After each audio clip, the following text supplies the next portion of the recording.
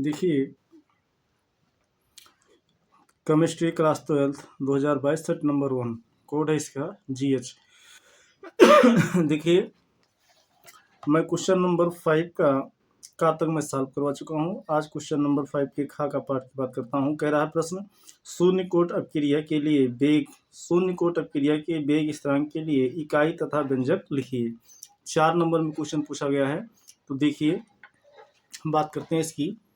देखिए 5वें का खा पार्ट, शून्य कोट की अपक्रिया का व्यंजक। तो शून्य कोट की अपक्रिया का व्यंजक देखिए क्या होता है। तो शून्य कोट की अपक्रिया क्या होती है, तो हम कहेंगे ऐसी अपक्रिया या कह लो ऐसी रासायनिक अपक्रियाएं जिनमें अपक्रिया का वेग या दर बोल सकते हो, अपकारक अणु की सांद्रता के शून्य घात के समानुपाती होता है, उसे शून्य कोट की अपक्रिया कहते हैं। यानी ऐसी रासायनिक अपक्रियाएं जिनमें अपक्रिया का वेग अपकारक अणुओं की सांद्रता के शून्य घात के समानुपाती होता है, उसे हम शून्य कोट की अपक्रिया कहते हैं। जैसे हमने माना कि हमारे पास जो है, जैसे हमने मान लिया कि हमारे पास जो है कोई एक रिएक्टेंट R है, इससे हम क्या बना रहे हैं, प्रोडक्ट बना रहे हैं। ठीक है, तो हमारी ये शून्य कोट की अपक्रिया क्या कह रही है कि अपक्रिया का वेग जो है या दर अपकारक अणु की सांद्रता हमने मान लिया A, इसके शून्य घात की क्या होती है, समानुपाती होती है।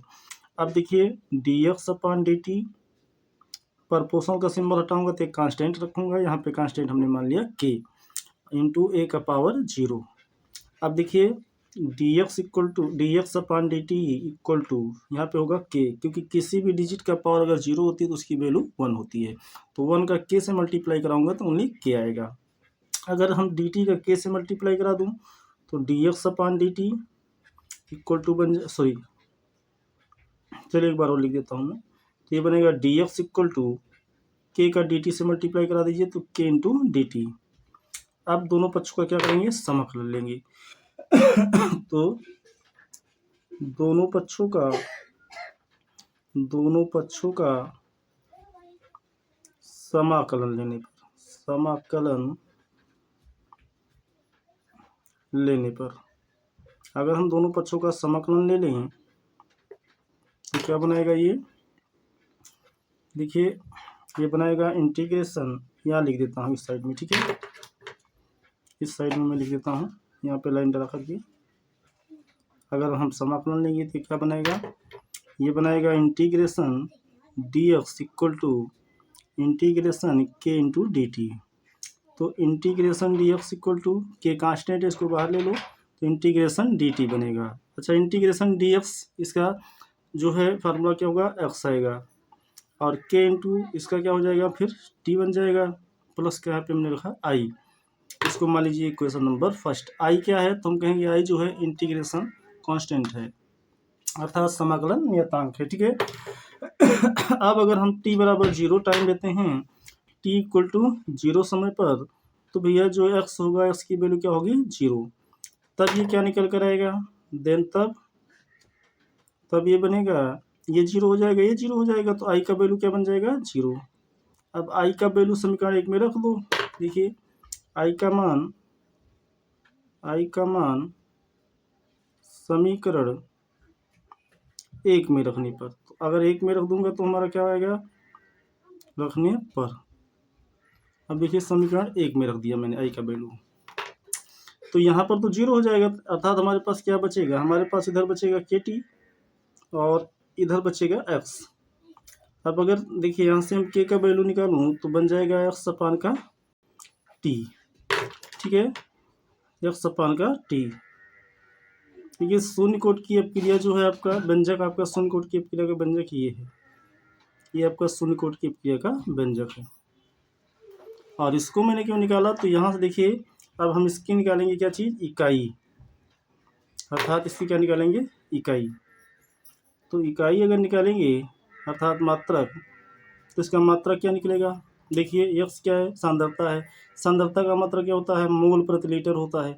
तो मोल प्रति लीटर जब लीटर को ऊपर ले जाओगे तो हो जाएगा मोल लीटर इनवर्स, और t क्या है, समय, तो समय को भी ऊपर ले जाओगे तो क्या बन जाएगा, सेकंड इनवर्स, ये इसका यूनिट है। ठीक है, अब इसके बाद देखिए इसी में का जो है गा पार्ट कह रहा संक्रमण तत्वों का सामान्य इलेक्ट्रॉनिक विन्यास एवं 3 अभिलाक्षणिक गुणों को लिखिए। तो देखिए इलेक्ट्रॉनिक विन्यास हम करवा चुके हैं, ठीक है, और ये आपके जो है कि हमारे चैनल पर पढ़ भी चुका है, आप इसको देख सकते हो। इसके 3 अभिलाक्षणिक गुणों को लिखिए। तो 3 अभिलाक्षणिक गुण हम बता देते हैं आपको। इसका 3 अभिलाक्षणिक गुण क्या है, तो यहाँ पे समझिए, है ना। खा के बाद देखिए गा पार्ट, खा के बाद इसका गा पार्ट। 3 अभिलाक्षणिक गुण मैं यहाँ पे लिख देता हूँ। पहली जो है हम कह सकते हैं कि संक्रमण तत्व, संक्रमण तत्वों के ई नॉट का मान, ई नॉट का मान, ई नॉट का मान हाइड्रोजन, हाइड्रोजन, अभी हाइड्रोजन गैस है, फिलहाल हाइड्रोजन आप कह सकते हो, हाइड्रोजन, ठीक है। हाइड्रोजन की अपेक्षा निम्न होता है, निम्न होता है,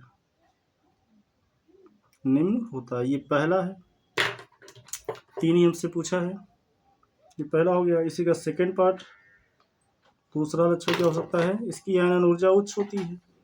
संक्रमण तत्वों की आयनन ऊर्जा उच्च होती है, उच्च होती है। इसके बाद इसी का तीसरा नंबर, 3 ही पूछा हमसे, तो तीसरा हम लिख सकते हैं जो संक्रमण तत्व होते हैं इनके प्रथम और अंतिम तत्वों को छोड़कर इनकी जो ऑक्सीकरण अवस्था होती है ये प्रवृत्ति ऑक्सीकरण अवस्था दिखाती हैं। मतलब हम कह सकते हैं संक्रमण तत्वों में पहला तथा, मतलब प्रत्येक श्रेणी का पहला तथा, है ना। संक्रमण तत्वों में पहला तथा अंतिम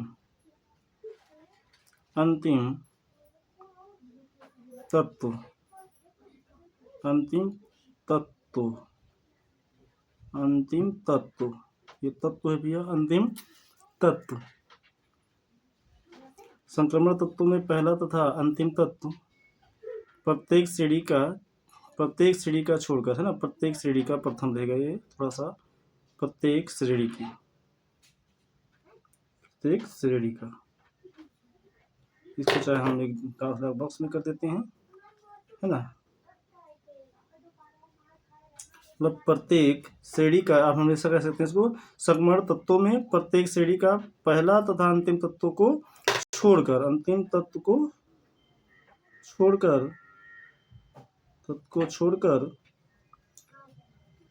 प्रत्येक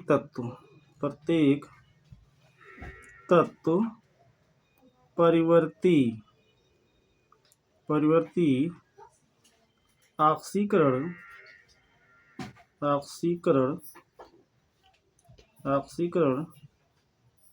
गुण, ऑक्सीकरण अवस्था दर्शाते हैं, ठीक है। और इसके बाद है आपका 5वीं का घा पार्ट, कह रहा उप सह संयोजन युग्म के बर्नर का सिद्धांत की व्याख्या कीजिए। देखिए बर्नर के सिद्धांत की व्याख्या हमने पढ़ा है, अगर नहीं मिलता तो आप लोग कहोगे तो इसका भी जो है सिद्धांत की वर्णन की व्याख्या हम इसको भी हम चैनल पर डाल देंगे। इस प्रकार क्वेश्चन नंबर 5 आपका कंप्लीट होता है। Question number 6 next day. Thank you.